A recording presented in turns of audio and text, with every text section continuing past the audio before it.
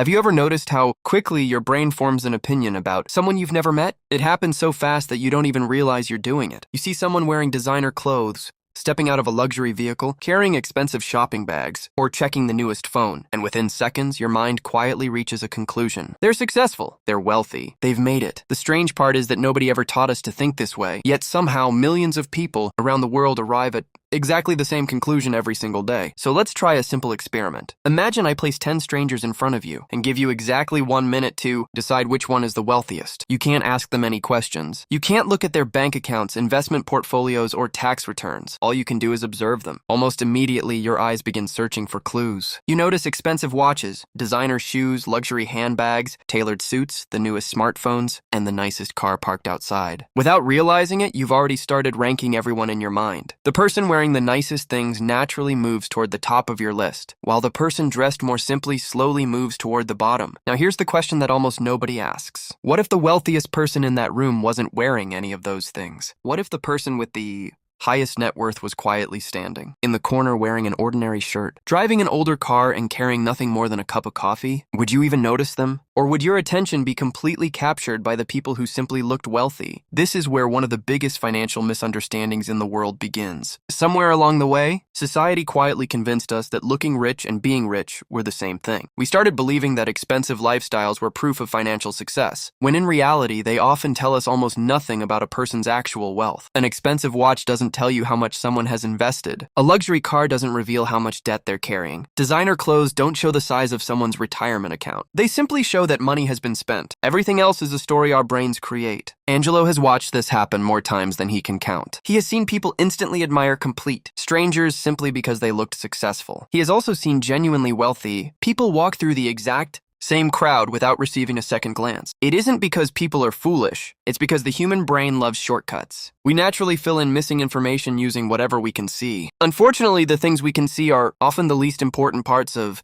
someone's financial life. Think about advertisements for a moment. Have you ever noticed that they rarely sell products? Instead, they sell emotions. A luxury watch isn't marketed as something that simply tells the time. It's presented as confidence, power, and success. A sports car isn't advertised as transportation. It's advertised as admiration, excitement, and status. Designer clothing isn't sold as fabric stitched together. It's sold as respect, importance, and belonging. Companies understand something that most people never stop to think about. Human beings rarely buy products because of what they do. More often, they buy them because of how they believe those products will make them feel, or how they hope other people will see them. There's nothing wrong with enjoying nice things. Owning something expensive doesn't automatically make someone irresponsible, and living a comfortable life isn't something anyone should feel guilty about. The problem begins when appearances become the goal instead of the reward. That's the moment people slowly stop building wealth and start performing wealth. They begin chasing an image rather than financial freedom, and without realizing it, they often sacrifice tomorrow just to impress today. So Angelo wants to play one more game with you. In just a moment, you're going to meet two men. They earn similar incomes. They work hard. They have similar opportunities. They live in the same city. But by the time you've spent 30 seconds watching them, your brain will almost certainly decide which one is wealthier. Almost everyone makes the same choice, and almost everyone gets it wrong. Let's meet Rick and Brad. Rick and Brad couldn't be more similar on paper. They're around the same age. They both have stable careers. They earn nearly identical incomes every month, and they've both worked hard to build the lives they have today. If you looked only at their salaries, you'd probably expect them to have almost the same financial future. But that's the fascinating part. Income alone has never determined who becomes wealthy. Decisions do. Angelo follows both men as they walk down one of the busiest shopping streets in the city. The sidewalks are full of people carrying branded shopping bags. Luxury stores stretch as far as the eye can see, and expensive watches sparkle behind spotless glass displays. Every storefront is carefully designed to make success look like something you can simply buy. Brad feels completely at home here. He slows down in front of almost every luxury store, admiring the newest collections. A tailored jacket catches his eye. A limited edition watch sits in the window beneath soft lighting. A salesman smiles as Brad walks inside and greets him by name. It feels good. The attention, the compliments, the feeling that he belongs in a world most people dream about. Brad tells himself that he's worked hard for this. After all, what's the point of making money if you never enjoy it? Rick walks the exact same street. He notices the same stores. He sees the same displays. He even appreciates the craftsmanship behind many of the products. But then he quietly keeps walking, not because he can't afford them, because he sees something different. While Brad sees a luxury watch, Rick sees several months of investment contributions. While Brad sees a designer jacket, Rick sees ownership in businesses that could continue generating income for decades. While Brad sees status, Rick sees opportunity cost. That's one of the biggest differences between people who look wealthy and people who quietly become wealthy. They aren't always looking at different objects. They're looking at the same object through completely different lenses. Angelo smiles because this is exactly where most people misunderstand wealth. People think wealthy individuals constantly ask themselves, can I afford this? The truly important question is usually different. What am I giving up if I buy this? Every dollar has only one first destination. Once it's spent, it can no longer be invested. Once it's invested, it can't simultaneously be spent. That simple reality forces every dollar to make a choice long before you ever notice it. Brad eventually walks out of one of the luxury boutiques carrying several shopping bags. The purchase feels exciting.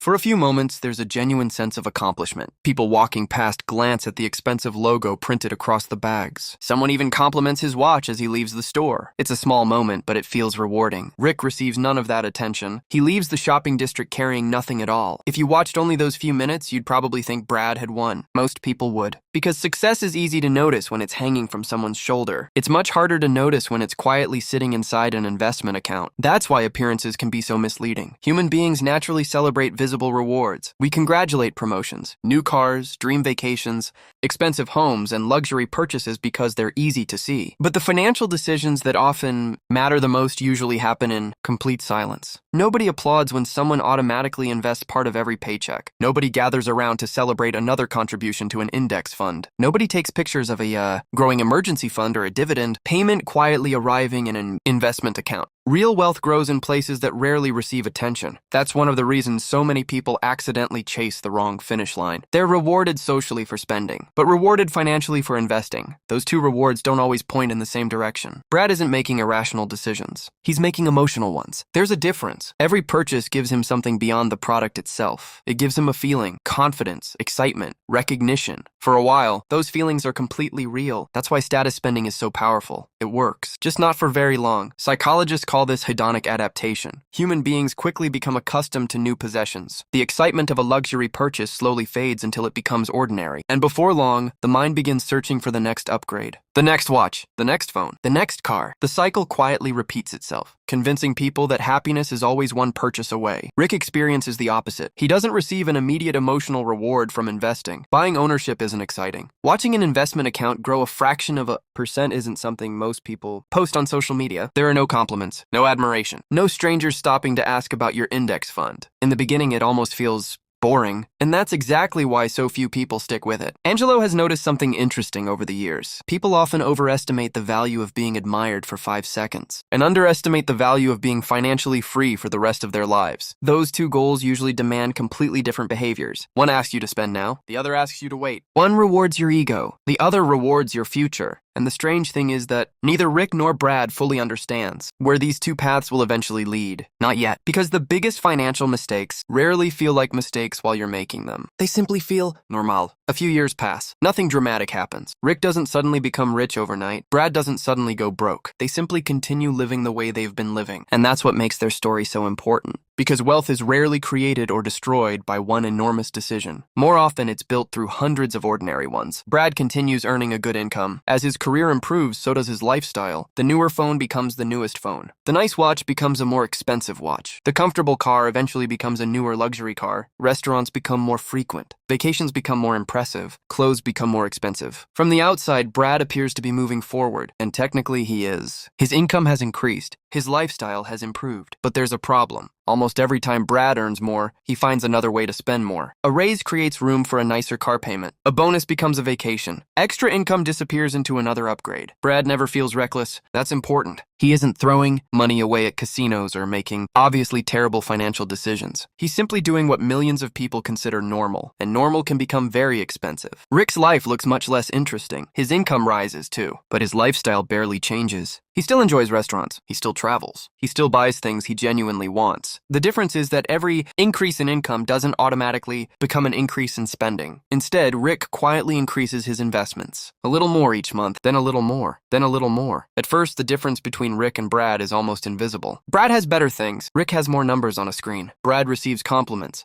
Rick receives statements from his investment account. If you photographed their lives, Brad would probably still look wealthier. But money doesn't care about photographs. It cares about mathematics. And slowly, the mathematics begins changing everything. Rick's investments start generating returns. Those returns remain invested. Then they begin generating returns of their own. The process is painfully slow in the beginning, but eventually something changes. Rick realizes that his money is beginning to do something Brad's money rarely gets the chance to do: work. While Rick sleeps, businesses he owns continue operating. While he goes to work, his investments remain invested. While he takes a weekend off, his money doesn't. He has slowly built an army of dollars working alongside him. Brad has built something too: a lifestyle. And lifestyles require maintenance. The car needs payments, insurance, fuel, and repairs. The subscriptions renew. The expensive habits continue. The standard Brad has created for himself becomes increasingly difficult to reduce, because once something becomes normal, giving it up can feel like moving backward. That's the trap. Lifestyle inflation rarely feels like losing freedom. At first, it feels like gaining success. Until one day you realize how much income is required simply to maintain everything you've accumulated. Now imagine Rick and Brad sitting in the same cafe years later. Brad still looks successful. Nice clothes, nice watch, newer car parked outside. Rick looks almost exactly the same as he did years ago. Ordinary clothes, simple watch, older paid-off car. If 10 strangers walked past that cafe, many would probably still assume Brad was wealthier. But now imagine seeing what nobody else can see: Brad's car loan, his credit card balance, his monthly payments, his lifestyle expenses, then Rick's investments, his emergency savings, his ownership in businesses, his growing passive income, his lack of consumer debt. Suddenly the picture changes. The person who looked wealthy had spent years purchasing evidence of success. The person who looked ordinary had spent years purchasing ownership. And ownership has an interesting advantage: it doesn't need anyone to notice it to work. That may be the biggest lie about looking rich. Wealth was never the car. It was never the watch.